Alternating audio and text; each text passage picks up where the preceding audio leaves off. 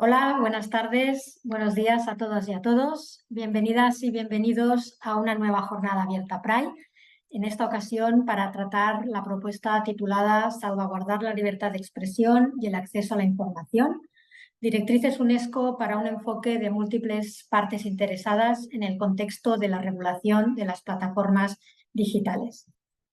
Para tratar esta cuestión y desgranar las principales previsiones de la propuesta de directrices de la UNESCO, contamos hoy con las dos personas de referencia por parte de esta organización internacional que han trabajado en la propuesta desde sus inicios. El señor Guilherme Canella, jefe de sección de Libertad de Expresión y Seguridad de los Periodistas de UNESCO París, y la señora Ana Cristina Ruelas, especialista en derechos humanos, libertad de expresión y derecho a la información, también de la sede de UNESCO en París.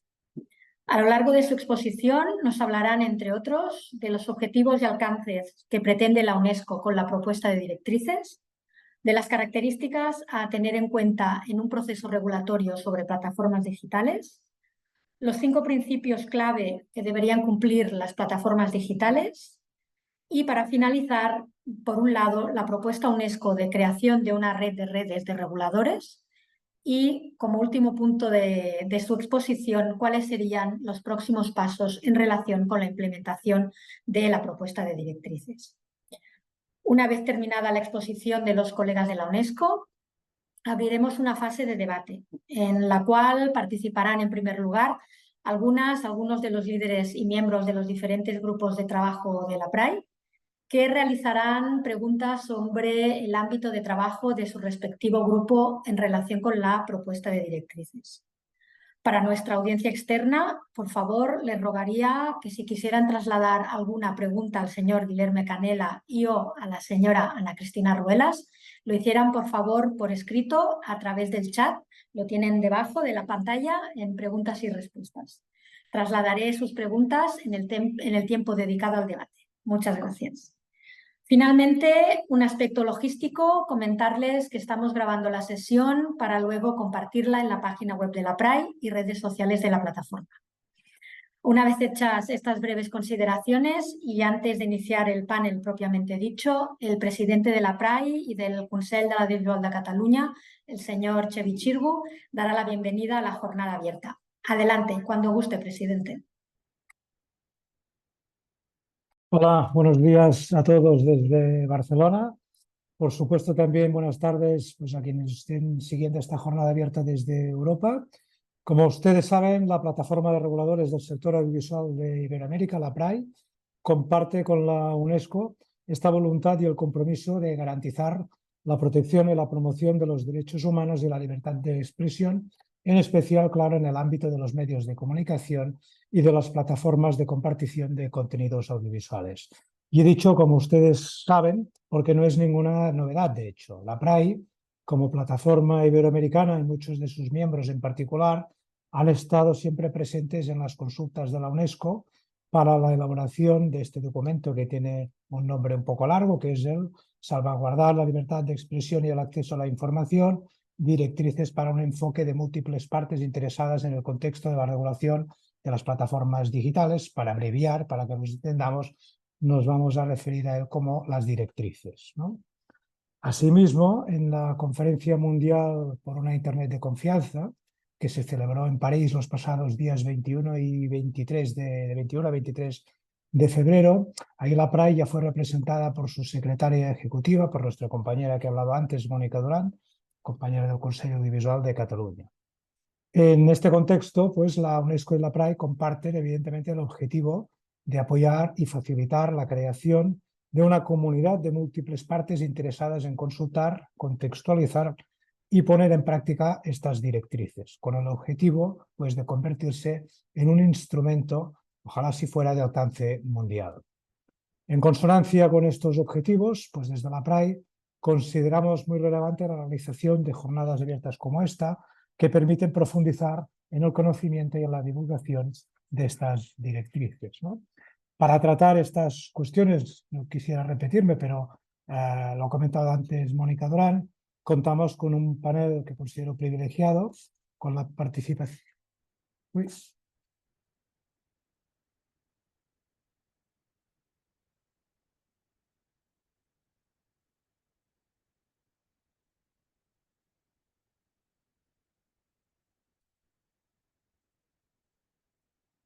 Nanat.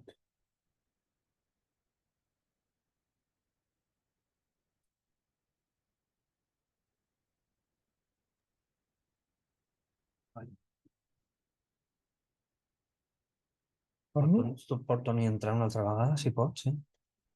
Os podemos escuchar, ¿eh? Sí, y sea. ¿Y nos podéis ver?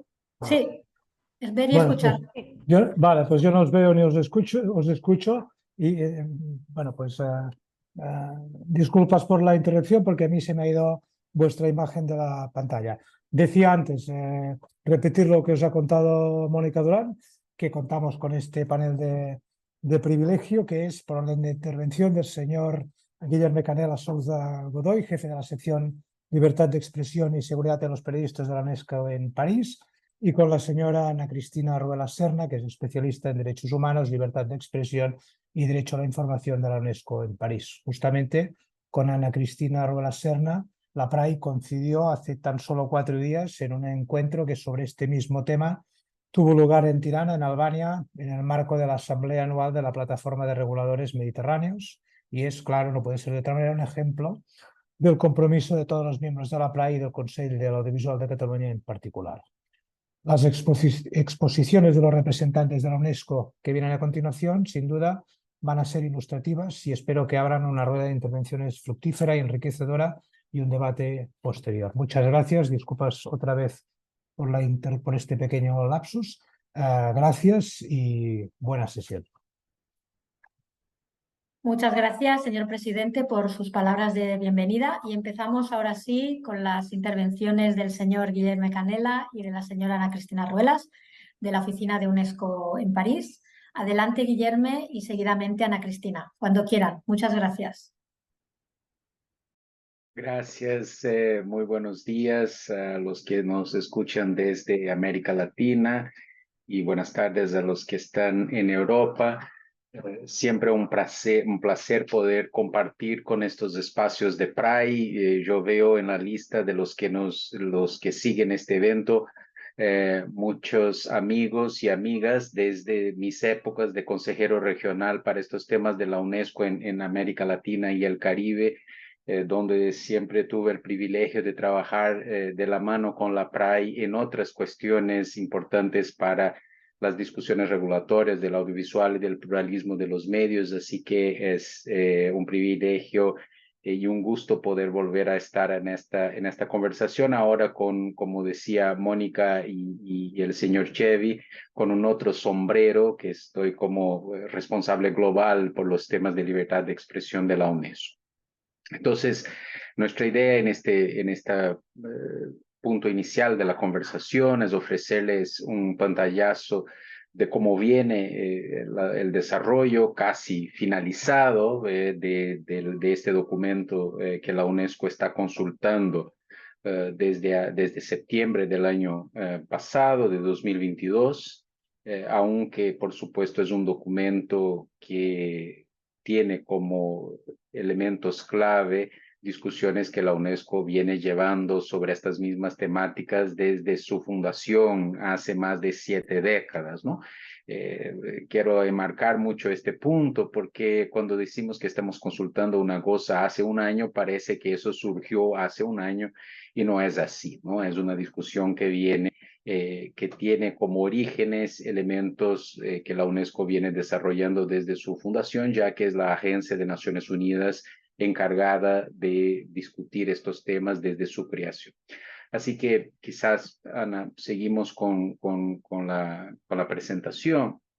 Bueno, todos los que están acá y nos escuchan, yo creo que tienen claro cuál es el problema que estamos enfrentando. Pero básicamente, de una manera muy directa, nosotros tenemos con las plataformas digitales, o si queremos hablar de manera más amplia, con la Internet o el ecosistema digital, la revolución para la libertad de expresión desde que Gutenberg inventó la prensa escrita.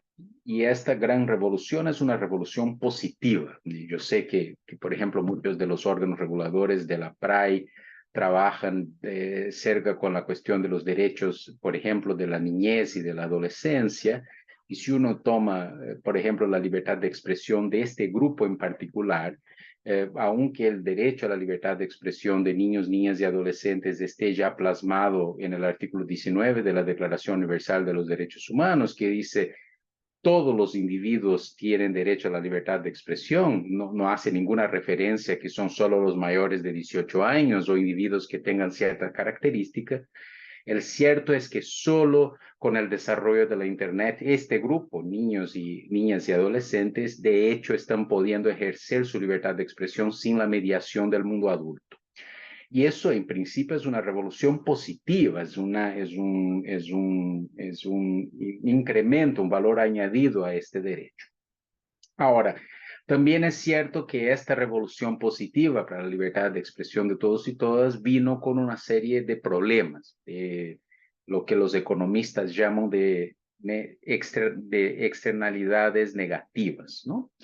Y nosotros tenemos que lidiar con eso también, o sea, entonces, grosso modo, el desafío acá es cómo desarrollamos políticas públicas que siguen impulsando estas enormes oportunidades para la libertad de expresión, el acceso a la información pública y otros derechos humanos que vienen con el desarrollo de las plataformas digitales, pero al mismo tiempo mitigando los riesgos que también vienen con estas plataformas y eventualmente haciendo la procuración de justicia a los daños que efectivamente ocurran en función de esta relación con estas plataformas. Bueno, es fácil decirlo, pero no es tan sencillo hacerlo, porque tenemos una serie de complejidades acá y por lo tanto la propuesta de la UNESCO tuvo que ver con eso, ¿no? O sea, cómo se hace esta protección de derechos sin perder la perspectiva que tenemos que hacer eso mientras salvaguardamos y amplificamos y ampliamos la libertad de expresión y el acceso a la información pública. Podemos quizás movernos. Entonces, yo no voy a repetir todos los datos que ustedes conocen, o sea, parte de los problemas que afectan el ecosistema digital están relacionados al discurso del odio, a la desinformación, a las teorías de la conspiración que mencionábamos en el slide anterior. Ahora, acá, desde una perspectiva de la libertad de expresión y del acceso a la información pública, nosotros estamos haciendo mucho hincapié que la propuesta de la UNESCO, mientras Organización del Sistema de Naciones Unidas y del Sistema Universal de Derechos Humanos, es una propuesta que demanda una comprensión amplia y compleja de la definición de libertad de expresión. Muchas veces, por distintas razones, la libertad de expresión es confundida con el derecho de free speech solamente. Y si uno lee lo que está en el artículo 19 de la Declaración Universal de Derechos Humanos, va a ver que la libertad de expresión es definida por 3 verbos. Un verbo es el verbo impartir o transmitir informaciones, ideas, conocimiento, cultura, lo que sea, que es el derecho de hablar, si podemos simplificar de esta manera. Pero también en el mismo artículo 19, las madres y padres fundadores de la Declaración Universal utilizan otros 2 verbos para definir la libertad de expresión. Los derechos de recibir y buscar informaciones, ideas, cultura. O sea, cuando miramos desde esa perspectiva compleja, nosotros tenemos que proteger el ecosistema digital a partir de estos tres pilares de la libertad de expresión. Y es fácil percibir que si el ecosistema digital está completamente inundado por desinformación, discurso del odio, los derechos de buscar y recibir también están siendo fuertemente impactados. Y mismo el derecho de impartir, cuando una periodista como María Ressa, por ejemplo, recibe esta cantidad de discursos violentos en línea, su derecho a la libertad de expresión, de impartir, está siendo perjudicado por eso. Entonces, solo para decir que nosotros desde una perspectiva de derechos tenemos que mirar la libertad de expresión y el acceso a la información pública desde esta complejidad para entender claramente cuál es la propuesta de la UNESCO en relación a estas líneas directrices. Adelante, por favor. Bueno, yo ya hablé de eso, no necesitamos repetirnos mucho, ¿no? Pero la UNESCO tiene este mandato del libro y flujo de informaciones y es ahí que estamos haciendo hincapié para desarrollar las líneas directrices. Entonces, estos últimos años, solo diría los últimos 5, 6 o 7, solo han acelerado un conjunto de problemas que ya venían en el ecosistema digital y no venían porque fueron inventados por el ecosistema digital, ¿no? O sea, seguimos con el problema de la desinformación y del discurso del odio, que no son, paréntesis, los únicos problemas que afectan el ecosistema digital, pero sigamos con estos dos ejemplos, ¿no? El tema de la desinformación y el tema del discurso del odio no son cuestiones novedosas, ¿no? El mismo día que el ser humano inventó la verdad, también inventó la mentira. El mismo día que el ser humano inventó el amor, inventó el odio. Entonces, no es que estas cosas surgieron con los desarrollos del ecosistema digital. Ahora, el ecosistema digital aceleró una serie de estos problemas y en los últimos años verificamos que ellos impactaron áreas importantes de nuestras vidas, entre ellas, por ejemplo, elecciones o de la pandemia o lo que sea, ¿no? Y claro, legítimamente los estados, los gobiernos, empezaron a preocuparse con eso. Ahora, las acciones que muchos de estos estados empezaron a tomar para lidiar con estos problemas, que son problemas reales y concretos, son acciones que desafortunadamente no están alineadas con el sistema internacional de derechos humanos, en parte porque están faltando cosas como estas líneas directrices. Pero sin embargo, ¿cuál es la consecuencia de estas regulaciones que no están alineadas con el sistema universal de derechos humanos? Vemos legislación entre ellas las llamadas anti-fake news laws o cosas así, que hacen una criminalización de la libertad de expresión, de nuevo, que no tiene apoyo en los tratados internacionales y la jurisprudencia que estos países ya ratificaron. No es que es una cosa novedosa para ellos. Se aumentaron los niveles de censorship, de censura en el mundo. Uno de los últimos informes de la UNESCO ha demostrado que 85% de la población mundial responde en encuestas que siente que su libertad de expresión ha disminuido en los últimos años. Eso ha aumentado también los volúmenes de Internet shutdowns, o sea, de países que deciden quitar la Internet del plug en situaciones particulares o de una protesta social o de una elección y no sé qué. Bueno, y eso por ahí va, ustedes ven ahí cuáles son los distintos consecuencias negativas si esta regulación no es bien hecha. Entonces, por un lado, es legítimo que los estados estén preocupados y busquen una salida regulatoria para este problema. Sin embargo, no es cualquier regulación que puede tener el respaldo o el endorsement o la validación del Sistema Internacional de Derechos Humanos, porque este sistema pide que cualquier legislación tenga un cierto conjunto de reglas para que esté en línea con este mismo sistema. Y entre estas están ahí en la parte del otro lado de la pantalla, de la diapositiva que ustedes ven. Estamos hablando que cualquier regulación tiene que estar desde su concepción, tener una perspectiva de las múltiples partes interesadas, o sea, todos los actores relevantes tienen que estar involucrados en la construcción de este proceso regulatorio y después en su ejecución. Este tipo de regulación tiene que tener un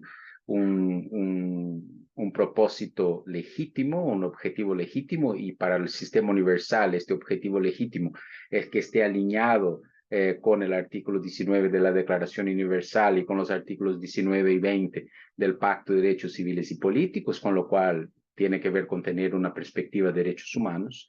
Y sobre todo tiene que ser una propuesta que tenga un fuerte proceso y una fuerte característica de transparencia. O sea, estas regulaciones no pueden ser secretas, los órganos reguladores tienen que ser responsables y rendir cuentas al conjunto de la sociedad en una perspectiva transparente y lo que sea, ¿no? Ahora, lo que no quiere decir que no se deban atribuir responsabilidades específicas a las plataformas digitales que también tienen que estar en línea con esta misma lógica del Sistema Universal de Derechos Humanos. O sea, todos nosotros tenemos que cumplir con la legislación internacional de derechos humanos, no solamente los gobiernos, las empresas privadas también, ¿no? Y estas empresas, para que esto ocurra, tienen que ser más transparentes, tienen que rendir cuentas, tienen que ser capaces de empoderar a los usuarios en la relación de estos usuarios con las reglas y los procesos de estas plataformas. También tienen que ajustarse a la legislación internacional de derechos humanos y tiene que hacer un esfuerzo genuino de identificar, de analizar y de poner en práctica procesos de mitigación y análisis de riesgos en relación a estas problemáticas que vinimos conversando. Entonces, por supuesto, estoy resumiendo un montón, pero esto es lo que está por detrás de la lógica de estas líneas directrices, ¿no? Si ustedes la leen, van a encontrar un montón de detalles, pero lo que está en esta diapositiva que ustedes ven es un poco el corazón de la idea desde el principio, que después en los detalles afortunadamente fue evolucionando de manera muy positiva, justamente en este proceso de múltiples partes interesadas. Pero si yo puedo decir así, tengo acá a Ana me mirando para ver si yo no digo cosas que no debería. Lo que está en la diapositiva anterior son las cosas que no estaban bajo negociación. O sea, lo que estaba en lo anterior es lo que siempre mantuvimos desde la versión 1.0. Todo lo demás evolucionó. Pero esto que está acá, que hay unas ciertas obligaciones de los estados que sí o sí tienen que estar ahí, sobre todo lo que no deben hacer cuando regulan. ¿Cuáles son los pilares de cualquier propuesta regulatoria y cuáles son las obligaciones que deben tener las compañías de manera general? Eso siempre estuvo desde la versión 1.0. Y después, claro, todo lo demás fue evolucionando de una manera positiva a partir del diálogo que se estableció con todos los actores interesados. La próxima, por favor. Bueno, eso rápido para que ustedes tengan una idea, ¿no? También nuestra transparencia como sistema de Naciones Unidas de cómo este proceso fue organizado y fue conducido a lo largo de estos 12 meses. Ahí están los resultados de las consultas. Estos números son interesantes por varias razones. Uno es para decir que efectivamente hay un interés global en esta temática, o sea, todas las regiones del mundo participaron de una forma muy activa y con una cierta proporcionalidad entre los distintos grupos de sector privado, sector público, sociedad civil, academia, etcétera, en esta relación. Y estos números también son importantes para justificar un elemento importante en este diálogo abierto con la PRAI. Nosotros imaginábamos cuando empezamos a discutir esta fecha con Mónica que tendríamos ya la versión definitiva de las guidelines o de las líneas directrices, pero como ustedes pueden ver, recibimos 10,000 comentarios y entonces, claro, eso por un lado es muy positivo, pero por otro ha retrasado un poco la conclusión final del texto, porque para sermos justos tuvimos que leer, implementar o decir que no a 10,000 comentarios y evidentemente esto no fue un proceso sencillo, ¿no? Adelante, por favor. Bueno, de nuevo, un marco ahí de lo que yo ya decía, solo para que ustedes tengan una idea, nosotros básicamente consultamos 3 borradores de manera transparente y abierta. Hubo un primer borrador que llamamos de borrador 0, que fue consultado no abiertamente a todos, fue un consultado más con grupos focales y reuniones bilaterales para tener un primer texto que saliera de una serie de conversaciones, pero a partir del borrador 1, fueron 3 rondas de consulta que, como ustedes vieron en la diapositiva anterior, resultaron en estos 10,000 comentarios que fueron implementados y en algunas semanas más vamos a lanzar la versión 4.0. Bueno, como ya hablaban Mónica y el presidente Chevy en la introducción, este es el objetivo, o sea, cómo hacemos todas estas cosas salvaguardando la libertad de expresión, el acceso a la información y otros derechos humanos en las plataformas. con lo cual el nombre es súper extenso y no sé qué, no es muy fácil de hacer la campaña alrededor del nombre, pero sí es importante que sea muy claro, porque estas palabras claves son las palabras también que orientan de lo que estamos hablando y ayudan a evitar los eventuales mal usos conscientes o inconscientes de documentos como este, ¿no? O sea, este documento necesita ser visto en su integralidad. Entonces, no vale decir, estamos regulando la desinformación porque la UNESCO dijo eso. No, tiene que decir, estamos regulando la desinformación mientras protegemos la libertad de expresión. Y sin lo cual, cualquier iniciativa que lo haga de una manera distinta no está en línea con lo que es nuestra propuesta internacional. Bueno, entonces, este documento, aunque cuando uno habla de eso parece que es un documento de regulación de las plataformas, con lo cual parece que es un documento que dialoga exclusivamente con las plataformas, eso no es cierto. O sea, eso es un documento que tiene elementos que se relacionan con todos los actores. De un lado, los estados, como yo decía antes, para decirles lo que no deben hacer y lo que deben hacer si lo quieren estar alineados con el sistema universal de los derechos humanos. En relación a las plataformas, por supuesto, cuáles son las reglas del juego, también con el mismo propósito, si quieren que sus operaciones comerciales estén alineadas con el sistema universal de derechos humanos. Tiene elementos importantes para los organismos internacionales, sean ellos organismos de Naciones Unidas como la UNESCO, sea un organismo como la PRAI, que reúne distintos órganos reguladores, o sea, cómo pueden interactuar con esto, intercambiar informaciones, socializar conocimientos y hacer parte de esta tarea compleja que es lidiar con este enorme desafío que tenemos en nuestras manos. Y los otros actores, la sociedad civil, la academia, los medios, pueden y deben utilizar este documento como un instrumento de accountability, ¿no? Como un instrumento de rendición de cuentas. O sea, nosotros lo que esperamos de la sociedad civil y de la academia y de los periodistas, de los y las periodistas, es que tomen estas líneas directrices y si hay una discusión sobre estas temáticas en el Parlamento del país X, o si el regulador del país Z quieren cambiar cosas, que digan, bueno, esto que ustedes están haciendo está en línea con estas directrices o no está en línea con estas directrices, y por eso la idea de que sea un instrumento útil de un lado para ecuacionar los problemas que hemos subrayado, pero sin crear otros problemas, por ejemplo, para la libertad de expresión y el acceso a la información pública. Adelante, por favor. Bueno, uno de los elementos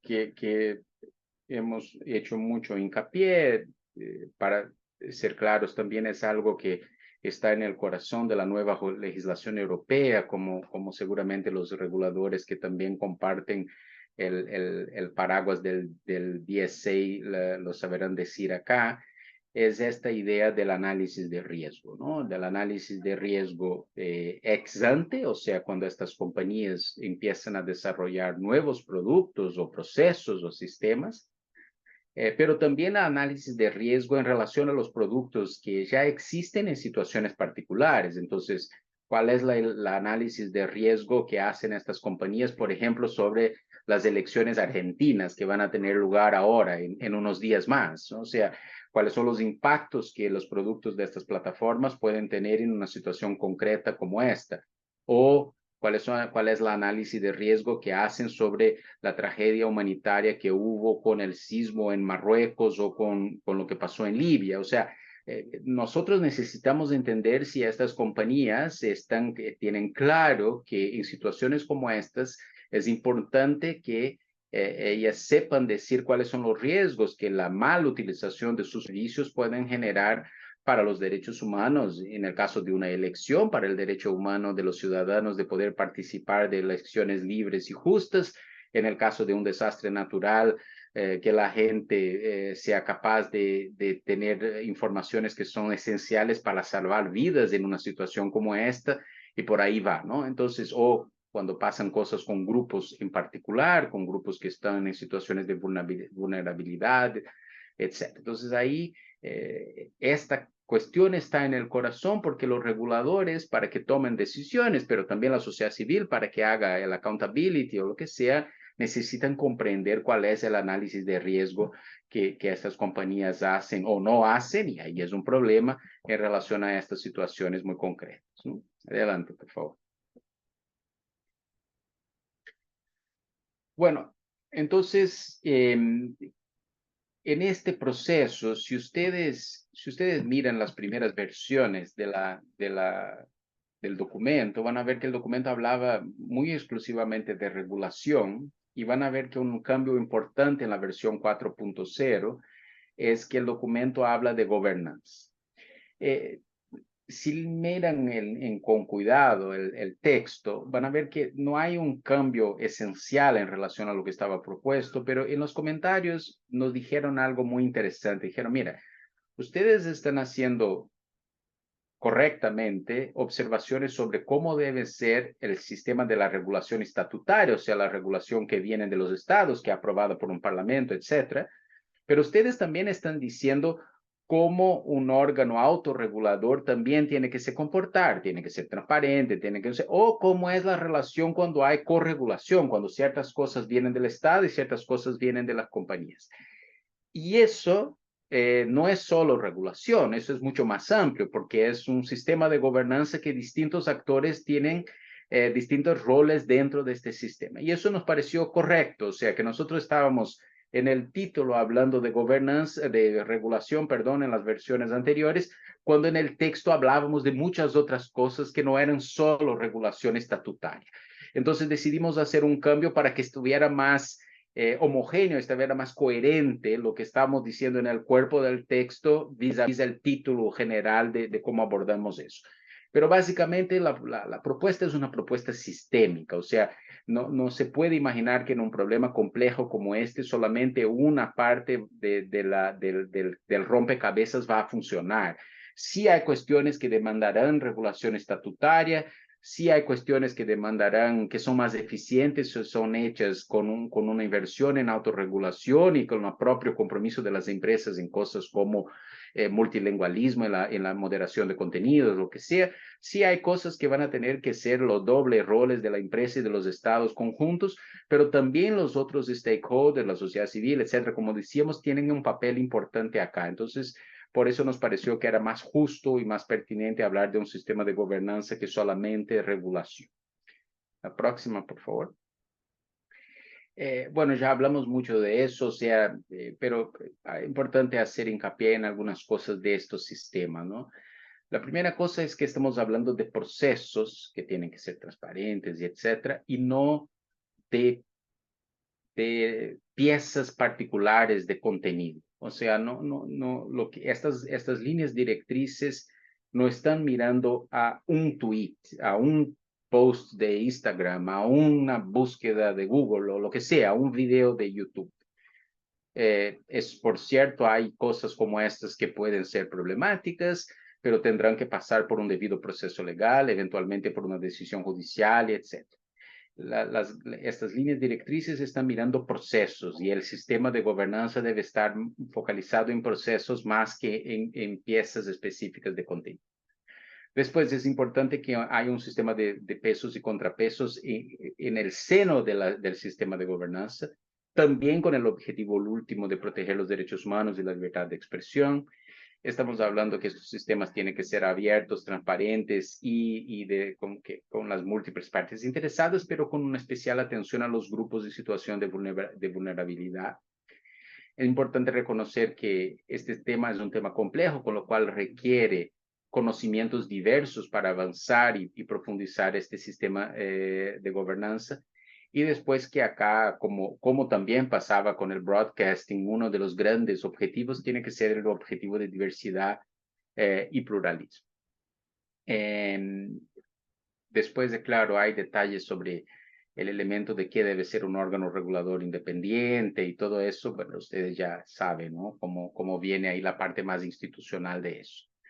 Adelante, por favor.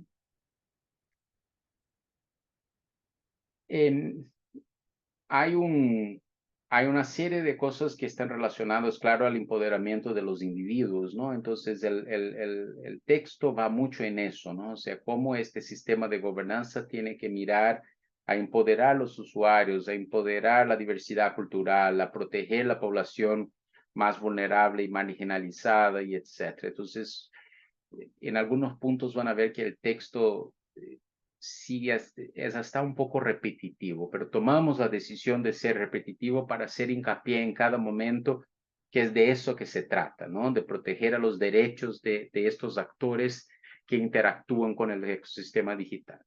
Adelante, por favor. Bueno, quizás, bueno, eso hablaba en el comienzo, cuál es el rol de cada uno de los actores del sistema. Podemos, creo que, avanzar. Y ahí, Ana, paso para ti la palabra porque tú estuviste ya dialogando con otros reguladores sobre este tema y puede tener datos más actualizados que yo. Adelante, gracias. Muchísimas gracias. Muchísimas gracias a todas y todos. Pues sí, una de las cuestiones que Ana, queremos no te avanzar en escuchamos adelante, muy bien. No sé si ¿no? puede ajustar tu micrófono. ¿Me escuchan? Hola. Un poco mejor, sí.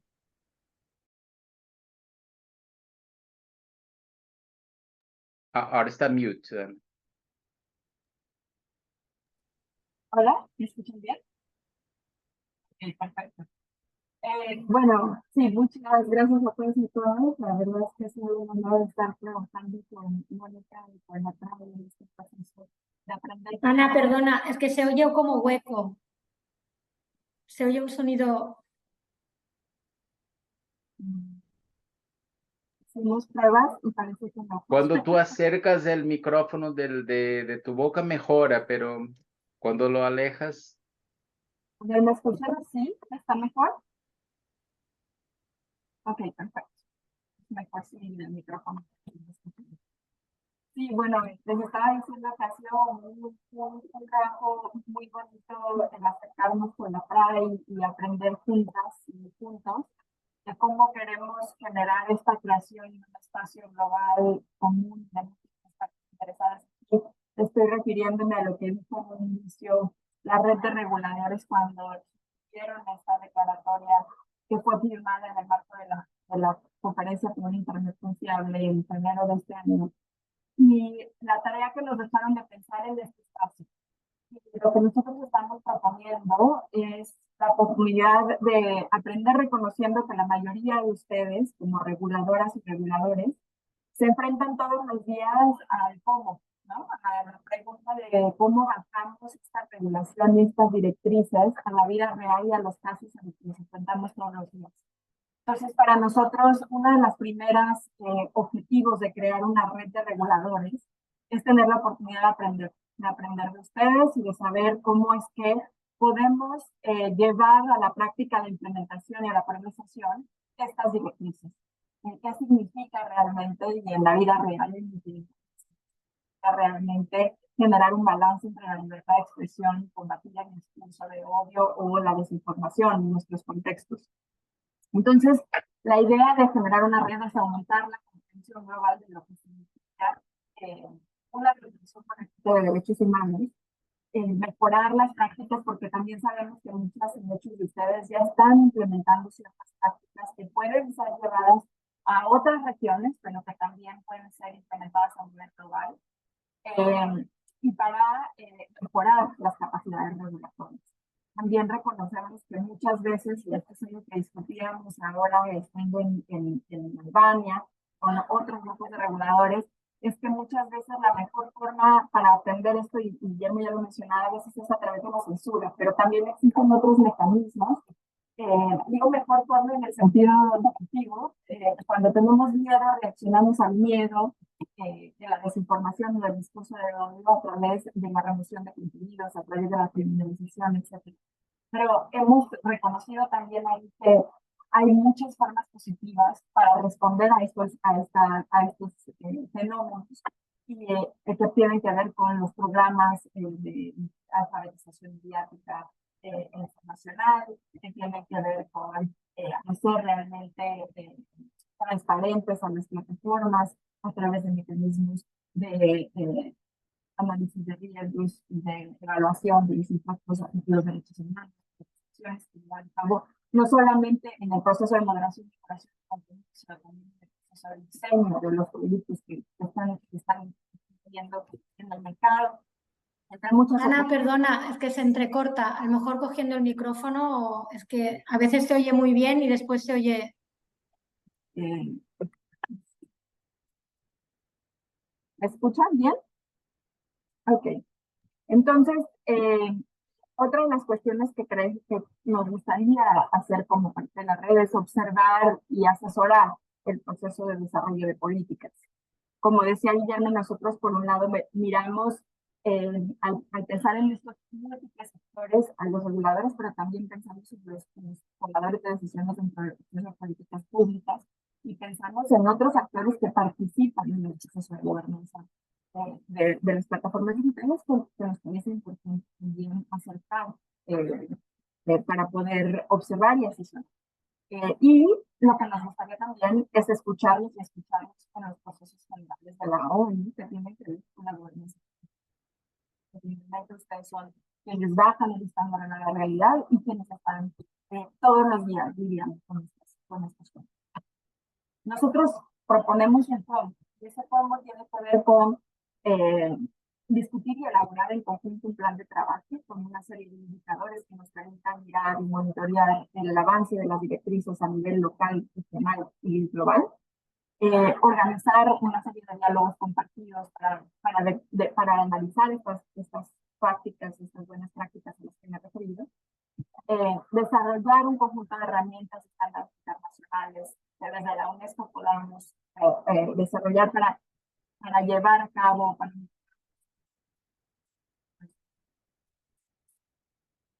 el diálogo entre ustedes como reguladores y la sociedad civil, y reconociendo que hoy por hoy siguen habiendo muchas tensiones, porque lo que observamos, por ejemplo, durante la conferencia de Internet por la Confianza, es que estas conversaciones se seguían manteniendo como en espacios limitados, y ahora ya nos permiten, la idea es tener estos diálogos conjuntos. Te veo, Mónica, y creo que no me están... Sí, porque no se oye bien.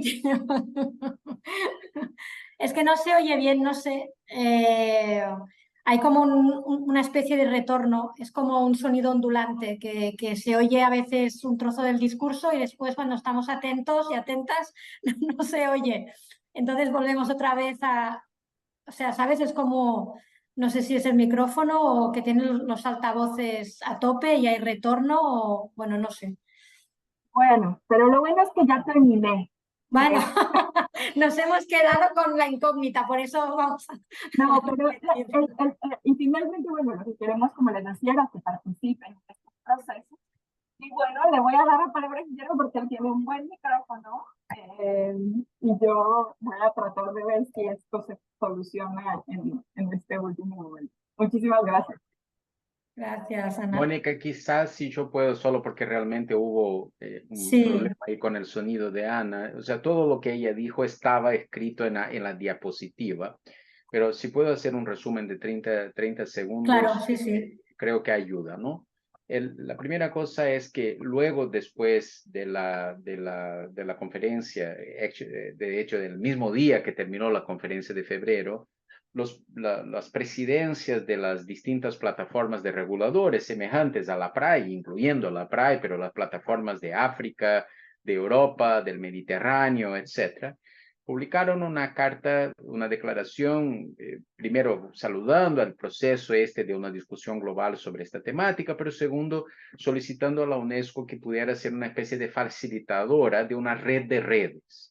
Y eso para nosotros es algo sumamente relevante, porque aunque estos problemas sean problemas comunes, o sea, desafortunadamente todos los países enfrentan desinformación, todos los países enfrentan discurso del odio, sin embargo, no es la misma cosa el discurso de odio que pasa en Paraguay y el discurso de odio que tenemos en Indonesia o en Kenia o en Eslovaquia, ¿no? Y lo mismo para la desinformación. Con lo cual, a nosotros nos parece sumamente importante que los reguladores intercambien conocimiento sobre eso y sobre el enfrentamiento de estos problemas desde una perspectiva de la UNESCO bajo la lógica del Sistema Universal de Derechos Humanos, ¿no? Entonces, nosotros estamos muy interesados en apoyar esta red de redes con un conjunto muy concreto de iniciativas que hay que, como siempre, empezar con pasos de bebé para que las cosas ganen las dimensiones apropiadas, también con la contribución de todos. Y como la Ana explicó con los altos y bajos de su micrófono, esto tiene que ver con estos elementos, ¿no? Crear un sistema de compartir conocimiento, hablar de casos concretos que puedan servir como una especie de intercambio de jurisprudencia, de toma de decisiones, de compartir buenas prácticas, en fin, todo lo que está ahí en la diapositiva, pero en nuestra visión esto es un próximo paso muy concreto de la implementación de estas líneas directrices, ofreciendo apoyo sistemático a esta red de redes en función de un pedido que recibimos, pero que con mucho gusto vamos a dar seguimiento a esto. Gracias. Muchas gracias, Guillerme, Ana Cristina.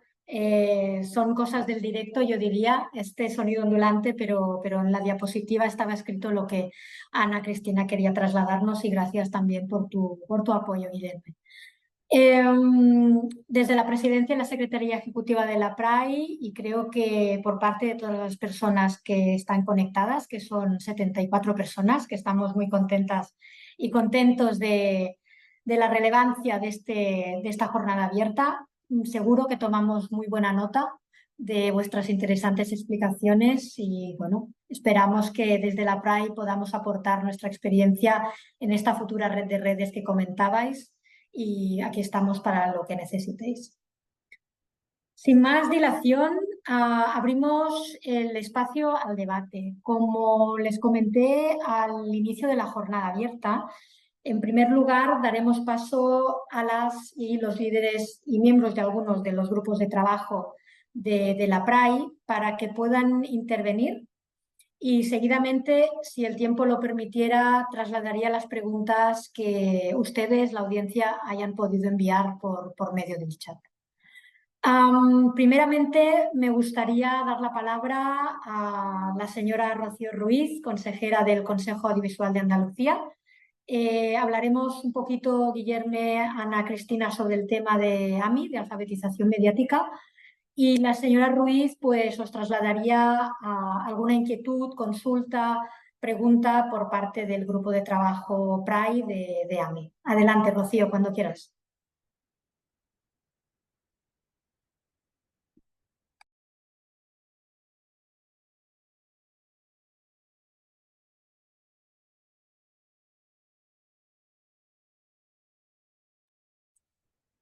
Rocío creo que estaba conectada, pero ahora...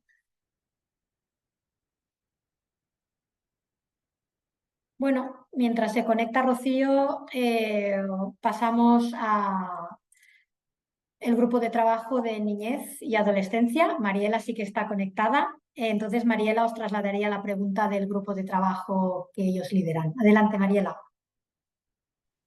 Hola, bueno, buenos días y buenas tardes, según corresponde.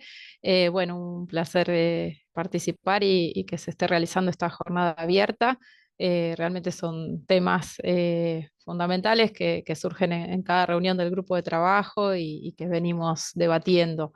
Respecto del grupo de trabajo de niñez y adolescencias, lo que venimos observando es, si bien había cierto consenso en lo que era la regulación audiovisual sobre mecanismos de protección de niños, niñas y adolescentes, en lo que tenía que ver en los horarios, ya sea de los contenidos o digamos, cierto contenido que podía estar o no en franjas horarias, también cuestiones publicitarias, vemos la dificultad bueno, lo que se viene debatiendo respecto de cómo poder garantizar esas protecciones también en los ámbitos de las plataformas que, como bien mencionaba Guillermo en un comienzo, son un gran logro respecto de la llegada de la voz y de la participación de niñeces y adolescencias en el debate público.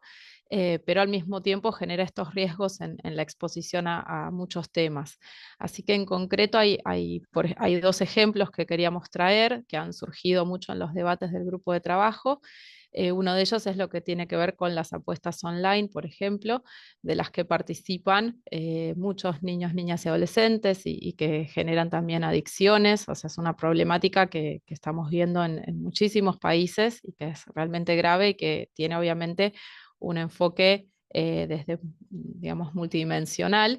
Pero bueno, respecto concretamente de ese tema, queríamos ver cuál era la opinión o si había surgido también en las consultas respecto de algunas medidas de mayor efectividad para este tipo de problemáticas concretas que se pudiesen articular entre reguladores, plataformas y también organizaciones de la sociedad civil.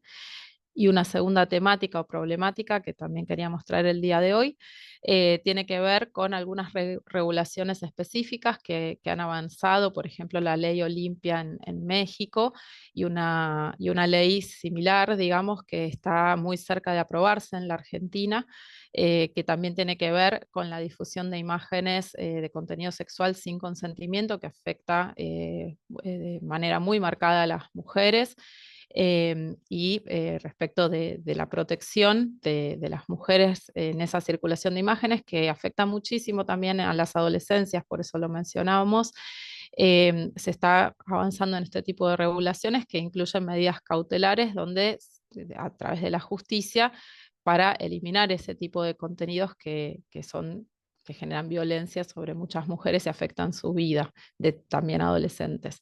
Queríamos preguntar que estas perspectivas, cómo las ven o cómo las retoman en cuestiones así de problemáticas que, digamos, si bien son concretas y el documento dice que es un documento vivo y que se va actualizando, entendemos que son bastante generalizadas y por eso las queríamos traer al día de hoy. Muchas gracias. Adelante, Guillermo y Ana Cristina, como queráis. Bueno, gracias. Los 2 temas, ¿no? Como ejemplos que vienen del grupo de la niñez, por supuesto, son temáticas importantes, juntamente con el tema por ejemplo, de las apuestas online.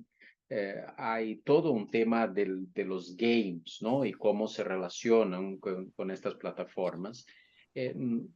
Como ustedes vieron por el documento, nosotros tomamos la decisión consciente de no entrar en estos detalles de las distintas problemáticas que pueden surgir, porque hay muchas otras, ¿no?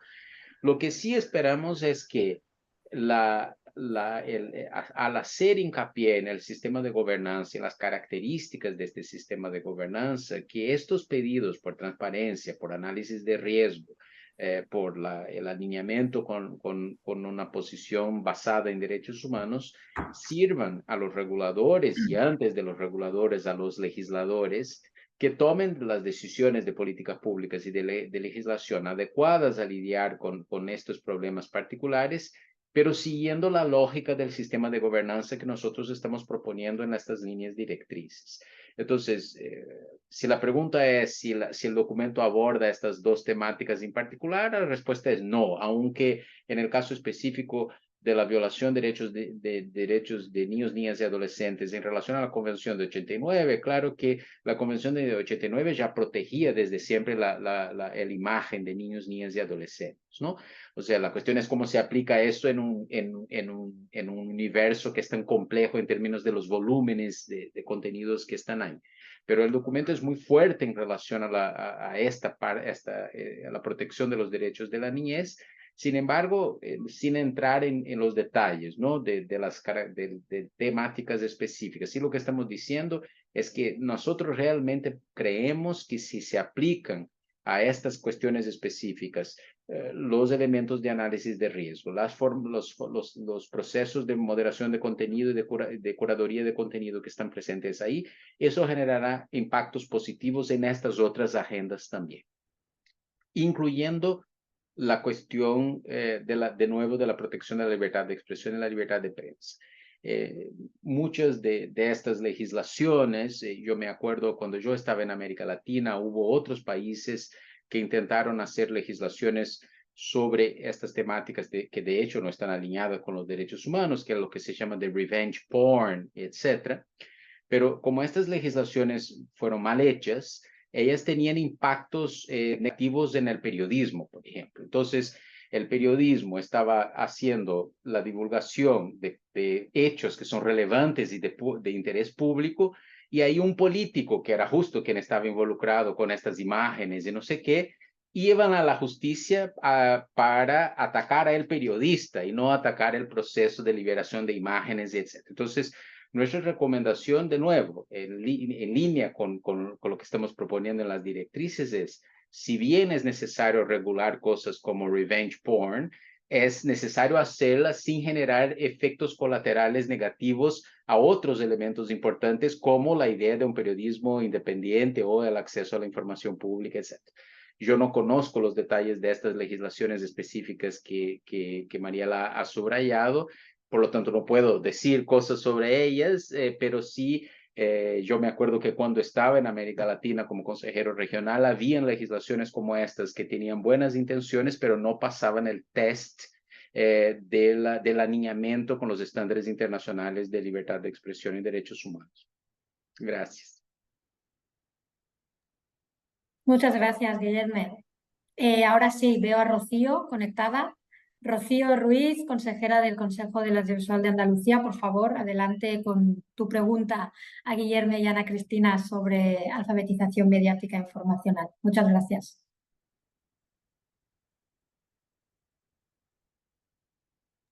El micro, Rocío, lo tienes cerrado ahora. Ahora sí. Muy buenas tardes a todos y a todas. Os he estado siguiendo, pero me había metido por otro enlace, disculpad. Bien, pues desde el Consejo Audiovisual de Andalucía, lo primero que queremos deciros es daros las gracias, porque la verdad es que es una de nuestras máximas preocupaciones, la alfabetización mediática informacional. De hecho, en el Consejo llevamos a cabo estudios y informes muy interesantes porque estamos completamente de acuerdo con lo que decía Guillem, que desde la evidencia, desde el conocimiento es cuando realmente se pueden realizar acciones que realmente pues, puedan tener un impacto grande en la población. Por una parte, como digo, tenemos estudios e informes que han alertado de todos esos problemas que todos conocemos, sobre todo relacionados con la protección de los menores. Nos hemos basado este año y hemos realizado unas jornadas muy interesantes en el Parlamento andaluz sobre el impacto, la indefensión de nuestros menores ante el acceso libre a la pornografía, con resultados realmente muy, muy preocupantes. En este sentido, hemos desarrollado un grupo de alfabetización mediática para menores, llamado Menores con Wi-Fi. Ya tenemos uno para mayores, lo que supone también una base de brecha y de discriminación para nuestros mayores, pero nos estamos centrando muchísimo en los menores. Y nos parece muy acertado el enfoque de las directrices de la UNESCO, porque por una parte hay que garantizar los derechos humanos, todos tenemos clarísimos cuáles son, pero desde el punto de vista de la corresponsabilidad. Es verdad que en anteriores legislaciones o en algunas legislaciones y normativas se deja caer mucho el foco en determinadas políticas públicas o en las plataformas digitales, quieren ser muy coercitivas, cuando realmente lo que hay que trabajar es desde la base de la corresponsabilidad de los estados, de las organizaciones, de las plataformas, de la sociedad civil también y de los medios de comunicación. Y creemos que es absolutamente posible buscar ese equilibrio entre la regulación, atendiendo a la libertad y a los derechos humanos, a la libertad de expresión, a los derechos humanos, pero también con una base de educación que es fundamental. Por ello nos ha parecido muy, muy acertado que además lo recoge el principio 4 de vuestras directrices, digamos, a los reguladores se les tiene que ofrecer por parte de las plataformas digitales una estrategia global de AMI. Es decir, poner el foco precisamente en la alfabetización mediática informacional como una responsabilidad de obligado cumplimiento también de las plataformas nos parece muy acertado, porque es la única manera de avanzar en esas acciones concretas de las que habláis en estas directrices. También el enfoque puesto en la capacitación de todos los equipos y de los profesionales que trabajan en las plataformas. Y sobre todo también en ese enfoque de creación de redes. Nosotros desde el Consejo Audiovisual estamos creando una red, la RAEMAT, es una red andaluza abarca nuestra región en principio, de entidades, de medios, de instituciones que unimos a todas las administraciones con un enfoque transversal, desde la salud, porque es un problema de salud, desde la igualdad, la diversidad, la educación. Creemos que con ese enfoque participativo, que también lo recogéis en las directrices, creando redes desde la evidencia, desde el conocimiento, haciendo hincapié en la importancia de la educación, en este caso la alfabetización mediática e informacional, como obligación también para las plataformas digitales, podemos avanzar en conseguir ese equilibrio entre la regulación y la educación sin vulnerar ninguno de los derechos fundamentales. Por lo tanto, nosotros lo que tenemos es que felicitaros por las directrices, pero tenemos una pregunta que haceros. ¿Se va a registrar de alguna manera acciones más concretas, más específicas, protocolos, sobre todo los referentes a esa evaluación de riesgos, a esa rendición de cuentas, que creo que es importante para que tenga realmente un impacto y que en este caso los reguladores, como es el Consejo Audiovisual de Andalucía, tengan herramientas que pueda poner en práctica? Esa es mi pregunta. Muchísimas gracias. Es un paréntesis importante. Yo estoy hablando porque el micrófono de Ana está mal, pero las respuestas son conjuntas. Ella me está escribiendo acá por el otro sistema de la UNESCO y diciendo, diga esto, diga aquello, y no sé qué, y yo lo hago. Como un buen soldado, cumplo las órdenes que ella me da. Mira, gracias. Algunas cositas muy rápidas. Claro que la próxima etapa ahora, una vez que lancemos las líneas directrices, es una etapa de implementación que también tiene que ser una etapa con distintos puntos, con distintos módulos, ¿no? Porque, por ejemplo, estamos hablando, como usted bien decía, de la producción de análisis de riesgo. Pero no es el mismo producir análisis de riesgo sobre, por ejemplo, la cuestión de la niñez o sobre un proceso electoral. Entonces, lo que nosotros vamos a poner en marcha es estimular. Algunas de ellas serán hechas por la propia UNESCO, otras, ojalá mis colegas de UNICEF quieran tomar esta idea y hacer la discusión específica sobre análisis de riesgo para la niñez, que yo podría hacer con mis sombreros de mis vidas pasadas cuando llevaba los derechos de la niñez en otras vidas, pero ahora no es exactamente el tema particular que me lleva. Pero sí estamos interesados en apoyar, aunque no sean directamente producidas por la UNESCO, que otros lo hagan y nosotros con mucho gusto estamos interesados en participar. O sea, no es hacer el trabajo de las compañías. Ellas son las que tienen que hacer el análisis de riesgo. Pero ¿cuáles son los parámetros de estas análisis de riesgo para que la sociedad civil o los reguladores, cuando vean las análisis producidas por las compañías, puedan decir, oye, pero esto es muy poco, esto es muy genérico, o hay elementos importantes que no están acá, o lo que sea, o sí, o está bien, eso es lo que nos interesa, ¿no? Entonces, vamos a poner en marcha algunos de estos procesos. Uno de estos procesos es justamente sobre alfabetización mediática e informacional. Dentro de unas semanas más vamos a tener un evento global, a la Semana de Alfabetización Mediática e Informacional, que se celebra en todo el mundo. Es un evento del calendario de Naciones Unidas, pero el evento, vamos a decir así, global va a ser en Jordania. Y ahí va a estar Mónica, y vamos a tener justamente un panel para discutir eso, cómo a partir de estas líneas directrices de la UNESCO se pueden avanzar en producir políticas públicas más específicas sobre la alfabetización mediática e informacional en relación a las plataformas y cuál es el rol de los distintos actores, incluyendo de los reguladores. Porque si el tema en general de la regulación, de la gobernanza de las plataformas es un tema multiactores, el tema de la alfabetización mediática informacional es aún más, ¿no?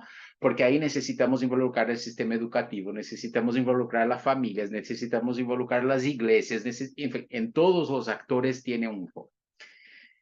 Y quizás eso sea una de las explicaciones por las cuales, o sea, la alfabetización mediática informacional es una de estas cosas que en mi vida profesional de estos 20 y pico años haciendo eso es un misterio. Todos somos a favor, pero hay muy pocos ejemplos de políticas nacionales sostenibles sobre eso.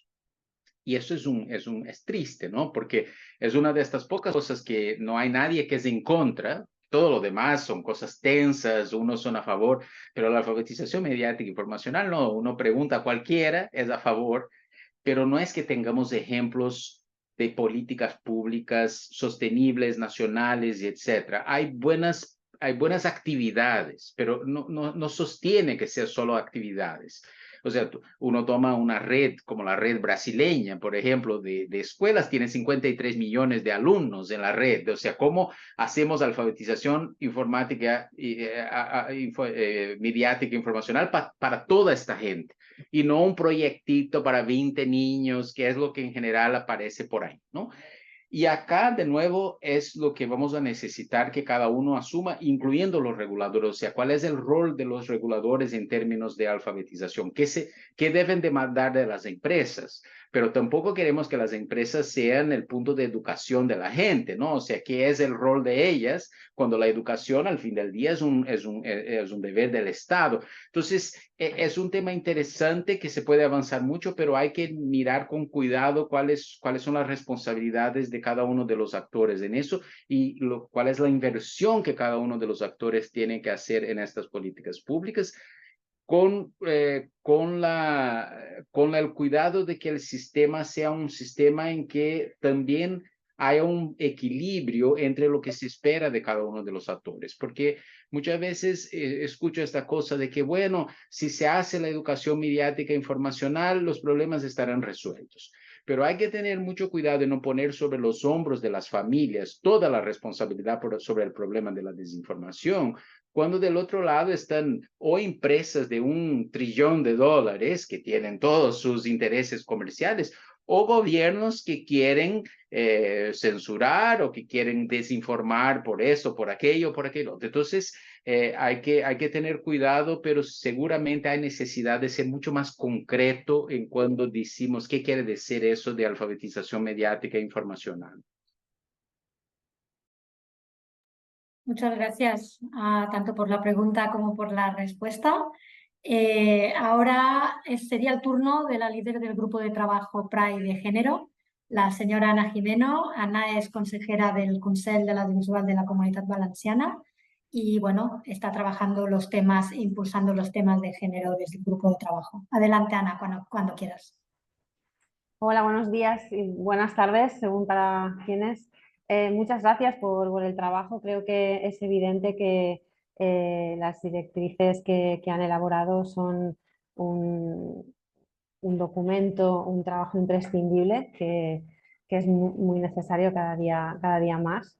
Nosotros desde el grupo de trabajo de género tenemos muchas preguntas y preocupaciones. Sé que tengo que acotar por el tiempo del que disponemos, así que trataré de ser breve y bueno, dejarlo en quizá lo que consideramos que puede ser más importante. Hemos trabajado muchísimo desde la PRAI en la idea de que el contrapeso de la alfabetización mediática es imprescindible y es clave para los objetivos que estamos persiguiendo, pero estamos insistiendo mucho en que esta alfabetización mediática debe incorporar necesariamente la perspectiva de género, porque si no la incorpora nos faltará esa parte de esa capacidad de nuestros niños y niñas, también de nuestros adultos y adultas, para hacer una lectura crítica y exigente de los contenidos que le llegan o a los que tiene acceso en cuanto a la defensa de los derechos humanos de las mujeres y a la no discriminación por razón de género. Entonces, creemos que es muy importante que cuando hablamos de alfabetización mediática informacional, añadirle esa coletilla de con perspectiva de género o dar a entender esa importancia porque creemos que con ella podemos completar mucho mejor lo necesario para que contrarrestar de alguna manera o hacer de contrapeso en ese ámbito tan peligroso en ocasiones o tan difícil de abordar como es el ámbito digital, ¿no? Reconocemos que las dificultades son muchas para gestionar tanto para la gobernanza, ¿no? del mundo digital. Creemos que, por ejemplo, en el documento en sí, por concretar, se hace referencia específica a la violencia en línea por razones de género y nos parece importante que para la implementación de la directiva pensamos si se ha considerado la inclusión de una definición de violencia por razones de género o de violencia de género, o si se puede o se ha pensado en vincular todas aquellas referencias a violencia de género a una definición oficial, internacional, específica. Hablemos de Convenio de Estambul o hablemos de la que, por ejemplo, el Parlamento Europeo hace apenas unos días aprobaba una resolución en la que acordaba considerar la prostitución como un atentado contra la dignidad de las mujeres y una violación de derechos humanos, porque al final es cierto que hablar en términos generales de conceptos puede ayudar a que haya más adhesiones, pero también es cierto que cuanto más en genérico se planteen las cuestiones, pues más vacío se va a quedar también la posibilidad o más difícil va a ser la posibilidad de trabajar con precisión. Entonces, para nosotros, violencia de género incluye la sexualización de las mujeres y de las niñas, incluye el refuerzo de los estereotipos que se produce desde el ámbito digital y desde la comunicación, o el refuerzo de roles de género que al final llevan todo ello a violencia contra las mujeres. Entonces, sería interesante saber si se puede anclar esos conceptos cuando nombramos violencia de género en las directivas de la UNESCO a definiciones concretas que de alguna manera precisen ese término o ese concepto para ayudar a aterrizar un poco mejor de qué estamos hablando cuando queremos evitar la violencia de género.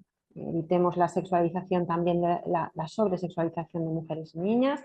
Eso implica el no permitir, por ejemplo, publicidad de prostitución en redes sociales, por ejemplo, como estamos viendo. O sea, incluiría todo esto. Y después, si me permiten solo brevemente, creemos también que sería muy interesante que cuando hacen referencia a los equipos de ingeniería capacitados para desarrollar soluciones algorítmicas, no queda claro si han tenido en cuenta que sean equipos formados en perspectiva de género o que como parte de los equipos que desarrollan soluciones algorítmicas o incluso que hacen análisis de esas soluciones algorítmicas haya personas especialistas en perspectiva de género, para que realmente puedan aplicar esas soluciones o analizar las problemáticas teniendo en cuenta desde la especialización y el conocimiento la perspectiva de género. Y ahí lo dejo. Gracias. Algunas cosas y a ver, Ana me dio acá por el chat varias sugerencias, a ver si intentamos después, Ana, con tu micrófono, porque quizás sea más fácil que tú las digas directamente. Pero empiezo yo con algunas referencias. La primera cosa es que intentamos, o sea, tenemos una dificultad concreta, que también es parte de la belleza de todo eso, que cuando emitimos directrices como estas desde Naciones Unidas, estamos dialogando con 194 Estados miembros, ¿no? Entonces, tenemos que hacer la cosa de tal forma que sea algo que realmente pueda dialogar con aquellos estándares internacionales que estos estados han ratificado, ¿no? Entonces, por eso terminamos por quedar en las definiciones que son definiciones muy amplias del Sistema Universal de Derechos Humanos y produciendo las directrices vis a estas definiciones para que después los sistemas nacionales y regionales de derechos humanos puedan hacer el aterrizaje de algo que he producido a esta escala, ¿no? Yo reconozco que muchas veces es frustrante porque si tomas, por ejemplo, las cuestiones de género que están en Belén, que son muy avanzadas, pero no se aplican a otras regiones del mundo que no son signatarias de Belén, por ejemplo, ¿no? Entonces, nosotros lo que intentamos hacer con la versión 4.0, ustedes van a ver, primero fue transversalizar el tema de género en los varios aspectos de las líneas directrices, particularmente en el tema de las análisis de riesgo, porque ahí creemos que si se profundiza la demanda para que los análisis de riesgo, sea cual sea el riesgo específico, siempre incorporen el componente de género, vamos a avanzar mucho en mejorar la posibilidad también de hacer con que las empresas y los mecanismos regulatorios rindan cuentas sobre esta cuestión específica. El otro punto importante acá es que, y eso tiene que ver con la pregunta anterior también sobre alfabetización mediática informacional, en las consultas, lo que es muy positivo, los movimientos de género de mujeres y otros géneros participaron mucho en la conversación, pero también recibimos consultas organizadas por niños, niñas y adolescentes. Y hay un punto común ahí en esta conversación con estos movimientos que hicieron mucho hincapié en que nosotros no tuviéramos solo una perspectiva de protección, también tuviéramos una perspectiva de empoderamiento en relación a eso. Entonces, no es, mismo los niños dijeron lo mismo, no es solo protéjanos, pero también empodérenos para hacer las cosas que hay que hacer vis a vis a estas problemáticas, ¿no? Y eso es un debate que viene desde hace muchos años, ¿no? O sea, mismo en la regulación de broadcasting, la discusión sobre la niñez siempre fue, no es solo protección, también es una discusión de promoción de derechos y intentamos que eso estuviera transversalizado. Ahora, es cierto que es la discusión sobre las violencias de distintas características es algo realmente preocupante, en particular en relación a las mujeres. Nuestros datos, por ejemplo, sobre grupos específicos como mujeres periodistas o mujeres parlamentarias, y por ahí va, ¿no? Imagínate que si estos dos grupos que tienen un cierto estatus y una cierta protección por las funciones que ejercen, reciben esta cantidad de violencia en línea, imagínate las demás que no tienen este nivel de protección, etc. Entonces, nosotros estamos sumamente preocupados con eso y intentamos que el mensaje en esas líneas directrices fuera muy claro, que este tema tiene que estar presente en las distintas políticas que son ejecutadas, y por eso buscamos que estuviera transversalizado. Finalmente, la última cosa que quiero subrayar antes de pasar la palabra a Ana es que el otro punto que acá nos parece fundamental es las exigencias muy concretas en términos de transparencia de estas empresas.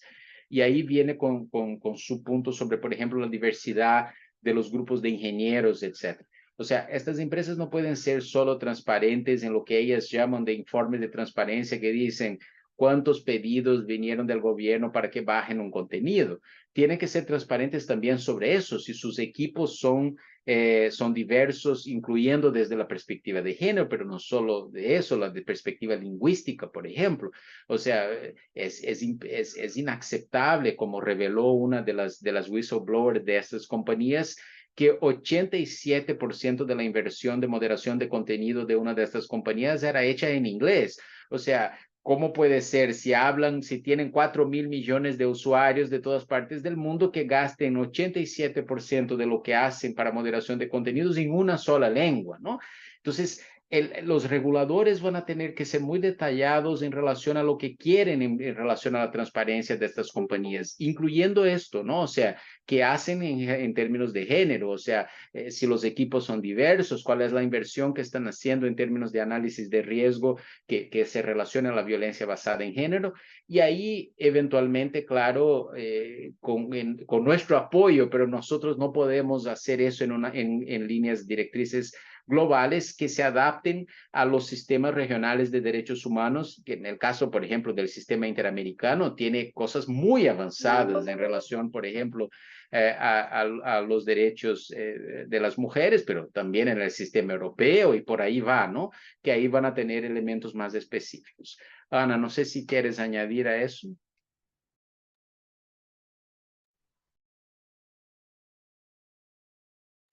Ahora ni siquiera escuchamos. Te refieres a Ana Cristina, ¿verdad? Sí, nos Perdón, escucha es que Ana. Ana Cristina quería hablar, pero está totalmente mute ahora. Ahora ya me escuchan. Bajito, pero sí. No, bueno, creo que no va a funcionar. Pensé que podría haber funcionado, pero no, creo que algo que es importante y es algo que hemos discutido es la importancia y la necesidad dentro de esta última versión de considerar los impactos de género, no solamente desde el proceso de moderación y curación de contenidos, sino también desde el proceso de historia de la autor. fue una de las grandes recomendaciones que nos hicieron ahora en esta última etapa. Me refiero, por ejemplo, a productos que son diseñados especialmente para mujeres o para poblaciones diversas, pero que finalmente no tienen a lo mejor las medidas de seguridad a las que tendrían que tener. O, por ejemplo, productos que desde el momento en el que son concebidos generan vías, algún tipo de efectos adversos en contra de ciertas poblaciones. Entonces, la idea de precisamente en esta última etapa de consulta, hicimos una pregunta específica sobre el enfoque de género e interseccional que tendría que mejorarse dentro del proceso, reconociendo además que estas especificidades, y vuelvo a regresar al tema del work plan y de los indicadores que tendríamos que mirar hacia adelante, tienen que ver con la necesidad de ver las especificidades del contexto en el que se estaría implementando la directriz. Esto tiene que ver con contextos a lo mejor en los que hay ciertas particularidades de la población que requieren mayor atención.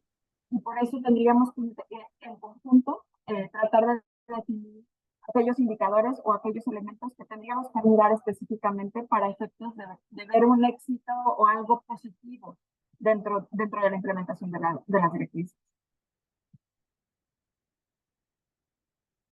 Bueno, más o menos. Yo creo que al principio tendrás que volver, Ana Cristina, nos tenemos que volver a conectar. Nos hemos quedado Pero con... si puedo solo hacer una, Sí, que como yo sé lo que ella está diciendo, yo sí muy puedo bien. escuchar, es, por ejemplo, una de las preocupaciones que recibimos muy legítimas en este proceso es el tema de, bueno, ¿y qué pasa ahora con la inteligencia artificial generativa, ¿no? Que tiene impactos a cuestiones de género, etc. Entonces, nosotros vamos a lanzar en unas semanas más un texto de discusión justamente sobre este tema, inteligencia artificial generativa y las cuestiones de violencia basada en género, y etc. Pero la esencia de la discusión que vamos a hacer más profunda en este texto sobre inteligencia artificial generativa y cuestiones de género es la misma esencia de las líneas directrices, que tiene que ver con la necesidad de que los análisis de riesgo sean bien hechos sobre estos nuevos productos y sobre lo que ya están. Entonces, de un lado, es claro que tenemos que ser más específicos, las nuevas tecnologías que van a aparecer y otras van a venir mañana añaden nuevos desafíos, pero el corazón de la propuesta tiene que ser bien estructurado. Y por eso este corazón tiene que ver con que el sistema de gobernanza que incluye los pedidos de transparencia y de análisis de riesgo y lo que sea, exija que todo eso tenga que tener un recorte de género muy claro dentro de la estructura y que no está solo contar cuántas mujeres están acá o cuántas mujeres están allá, que es en general lo que hacen cuando pedimos para que tengan un recorte de género, ¿no? No, que sea muy claro que el análisis del comienzo al fin tenga muy claro cuáles son los desafíos específicos relacionados a este recorte de género. Entonces, creo que es un poco eso que Ana estaba subrayando en términos de lo que recibimos de pedidos, que la cosa no fuera un apartado de género, pero fuera una transversalidad de género en todo el documento. Muchas gracias, Guillermo. Muchas gracias, Ana, por el esfuerzo. Y pasamos ya, si os parece, a la última pregunta. Viene del grupo de trabajo sobre plataformas y OTTs. Cedo la palabra al señor Óscar Díaz, que es responsable de la Unidad de Medios Audiovisuales del Instituto Federal de Telecomunicaciones de México. Adelante, Óscar, cuando quieras. Gracias. Muchas gracias. Muy buen día, muy buena tarde para todas y todas. Guillermo, Ana Cristina, muchísimas gracias en nombre de PRAI, del grupo de trabajo también de IFT desde México. Muchas gracias. Primero, reconocer el esfuerzo, antes que cualquier pregunta, reconocer el esfuerzo de estas directrices porque sin duda establecen un marco de referencia a partir del cual los estados, y sin duda con la complejidad y lo que pasa en América Latina, seguramente entre 194 estados miembros habrá similares complejidades y unas más que otras, pero sin duda me parece que es un documento que establece una referencia para impulsar la discusión al interior de los estados a efecto del establecimiento de políticas públicas y regulatorias en esta materia. Impulsar análisis más serios sobre la necesidad precisamente de visualizar enfoques regulatorios para plataformas digitales, y lo decimos claro, Guilherme, y tú lo conoces por supuesto, cuando carecemos de estos documentos pareciera que hay un letargo, ¿no? Y hay un retraso y hay un desinterés. Entonces, estas directrices, sin duda, como lo han sido, por ejemplo, las directrices del audiovisual en el caso de Europa, pues establecen este referente, pero cuando vienen de UNESCO, sin duda que será un impulso, incluso me atrevo a decir hasta un marco de presión para decir, oye, ya están ahí unas plataformas, ya están ahí unas directrices de UNESCO, en función de lo que establecen las mismas. Es un tema en el que los legislativos, los reguladores independientes deberán entrar en este sentido. Entonces, ahí mi reconocimiento, muchísimas gracias. Entendemos que es un documento que está, digamos, en sus últimas etapas. Nosotros todavía tuvimos acceso a la versión 3.0, ya estamos trabajando sobre una versión 4.0. Entonces, ahí nuestro máximo reconocimiento, Guillermo. Muchísimas gracias, Ana Cristina. Y en el tema de plataformas digitales, una gran problemática a la que nos hemos enfrentado los estados, y particularmente en el grupo también de la PRAI y en lo particular cada uno de los reguladores, es este contacto necesario que se debe de tener. Muy bien establecen las directrices que el enfoque precisamente debe ser de múltiples partes interesadas, con un enfoque participativo, pero creo que un gran reto, Guillermo, y lo que nos ha ocurrido es que las empresas, déjenme ponerlo así, no ceden mucho a abrir espacios de diálogo, escucharlas, entenderlas. Las propias directrices establecen que ustedes pasaron por este proceso ya en sus partes finales, párrafos 114, 115, me refiero a la versión 3.0. Este proceso fue armonizado de esta manera. Entonces, la pregunta en particular, ¿cuál fue la experiencia que ustedes tuvieron respecto del contacto con muchas de las empresas que son partes involucradas, y que sin duda los reguladores en el momento y en estos avances que estaremos realizando con un enfoque regulatorio, debemos de sentarnos con ellas para platicar, pero no con este enfoque de regular por regular, sino con el propósito de escucharles, de saber sus necesidades, de tener también a la mano sus visiones, sus posturas.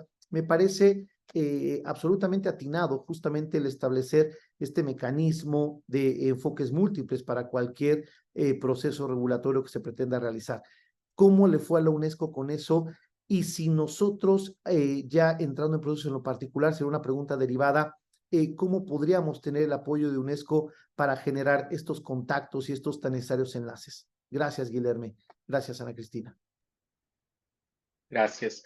Mira, para ser sincero, las grandes plataformas, porque no se trata solo de las grandes, ¿no? De las súper grandes, se trata también de algunas intermedias, participaron muy activamente del proceso, comentando en todas las etapas las cosas que estaban de acuerdo y las cosas que no estaban de acuerdo. Todas ellas, repito de nuevo, las grandes participaron de la conferencia de febrero, o sea, donde imagino que no fue nada fácil para ellas, porque la discusión fue una discusión de mucho descontentamiento con lo que está pasando en relación a la actitud de estas plataformas, pero estuvieron presentes y hicieron su punto, ¿no? En relación a esto legítimamente, yo diría. Ahora, una de las plataformas me dijo algo en el decorrer de este proceso que me parece que es muy válido en relación a tu pregunta, que es, decía, mira, nosotros sí, primero a nadie le gusta ser regulado, ¿no? O sea, ni a ellos, ni a nosotros, ni a nadie, pero nos decían en esta conversación, nosotros en este momento estamos monitoreando 194 propuestas legislativas en todo el mundo que dicen respecto a nuestro negocio. Y estas propuestas tienen de todo y muchas no están alineadas con los sistemas internacionales de derechos humanos. Entonces decían, a nosotros nos parece relevante tener unas líneas directrices como esta de la UNESCO porque facilitará nuestro propio diálogo con los países y con los reguladores. Entonces yo creo que eso es parte de lo que yo imagino que va a ser interesante también desde la perspectiva de ustedes. O sea, por supuesto, cada país tiene su lógica, tiene sus propios elementos de contexto, pero al tener un documento que viene del Sistema Universal de Derechos Humanos, por lo menos es un punto de comienzo de este diálogo con las plataformas, de la cual primero ellas participaron, entonces no pueden negar que no estuvieran involucradas. Mi sensación es que puede ayudar un montón en la próxima etapa, que es decir, bueno, ¿y ahora qué hacemos con eso? ¿No? Entonces yo creo que el documento en sí mismo puede ser una plataforma de diálogo entre los reguladores y las plataformas. Primero porque los reguladores participaron en su construcción, pero las plataformas también, y la sociedad civil, y los académicos, ¿no? Entonces no es todos los días que se encuentra una cosa como esta, que uno puede decir, bueno, al menos acá tenemos un punto en común. Podemos estar de acuerdo con algunas cosas y no con todas, pero el punto, transparencia, análisis de riesgo, o sea, las grandes claves del documento son las claves que todos, incluyendo las plataformas, estuvimos discutiendo a lo largo de estos 12 meses. En relación a cómo la UNESCO puede apoyar, yo creo que eso es un poco lo que estaba en la diapositiva que Ana estaba explicando, aunque con los problemas microfónicos, que es justamente el pedido que nos hicieron la PRAI, la EPRA, las otras grandes plataformas de reguladores, es cómo la UNESCO puede ser un facilitador de este proceso, incluyendo en el diálogo con las plataformas. Entonces, yo diría que el paso será ¿cómo hacemos eso? Ya que estas plataformas son globales y tienen implicaciones para todas las regiones del mundo, ¿cómo hacer este primer acercamiento a través de esta red de redes que estamos creando o que estamos apoyando las distintas plataformas de reguladores de avanzar ahí? Y ya no sé si puedo decir esto, pero igual lo voy a decir. La idea es tener ya una reunión bastante estructurada de todas estas plataformas de reguladores alrededor del 18 de junio del año entrante, que es el Día Mundial contra el Discurso del Odio. Entonces, al mismo tiempo, marcar una cosa simbólica, pero ya tener esta reunión de la red de redes y ahí sí ver exactamente este tipo de cosas muy concretas, ¿no? Cómo se involucran las plataformas, etc. Eso desde el punto de vista de crear algo más estructurado, lo que no quiere decir que pasado mañana, cuando lancemos las directrices, ya no podemos empezar con cuestiones muy concretas, incluso en casos que son más urgentes, como el caso de ustedes, por ejemplo, en México, que tienen elecciones el año entrante y que está seguro que estos temas van a ser temas que desafortunadamente van a estar bajo los riesgos que la desinformación puede generar, ¿no? Muchas gracias, Guillermo. Ana Cristina, también muchas gracias.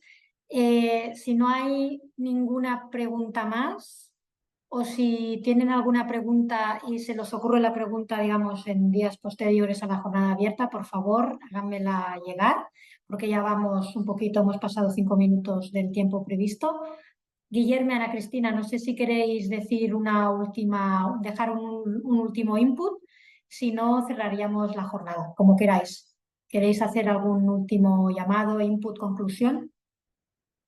No, mira, yo a mí solo quiero agradecer, es súper interesante para nosotros tener estos espacios de conversación y también saber cuáles son las impresiones y preocupaciones de ustedes, porque esta vida acá de estas burocracias internacionales es un poco una isla de fantasía, ¿no? O sea, muy rápidamente podemos perder la conexión con el mundo real. Entonces es importante tener estos diálogos porque al fin del día, la única forma de este documento que vamos a lanzar pronto no quedar en un cajón por ahí, es que efectivamente debatamos con ustedes cómo que eso se puede hacer concreto, ¿no? Cómo eso puede servir al día a día del trabajo de ustedes. O de lo contrario, es un esfuerzo que se pierde muy rápidamente. Así que gracias por esta oportunidad y sigan contando con nosotros para mantener este diálogo vivo.